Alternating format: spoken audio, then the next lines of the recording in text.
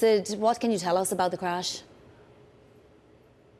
So the airline just confirmed that 242 passengers and crew on board the aircraft, and they did confirm that they haven't yet said how many have survived or what the casualty numbers are, but we did see images of a fairly fiery explosion for the aircraft. And we do know that the aircraft was a Boeing 787 aircraft. If this would be the first ever fatal crash for the aircraft. I mean, this aircraft has been in service for over a decade now, and it's used by multiple airlines. It's Boeing's most technologically advanced aircraft that's currently in service.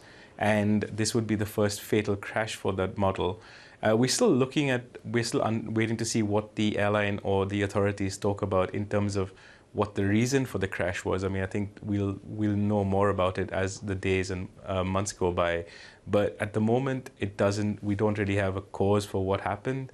We do know that the aircraft climbed to about 625 feet. So shortly after takeoff, this accident occurred, and we're still waiting on more details for what really went down.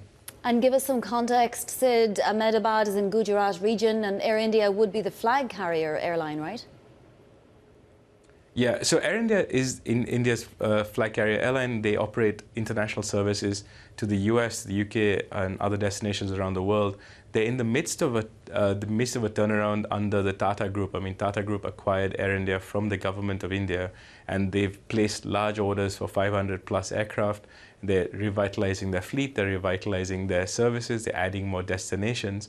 And so this is a massive blow to the carrier, which had sort of ambitions to scale up and target more passengers, bring in more passengers through their hubs in New Delhi and Mumbai. And so we are still, I mean, this would be a massive blow to Air India's growth plans as well as to their safety record. But I mean, at the same time, we still don't know what really went wrong and why this crash occurred.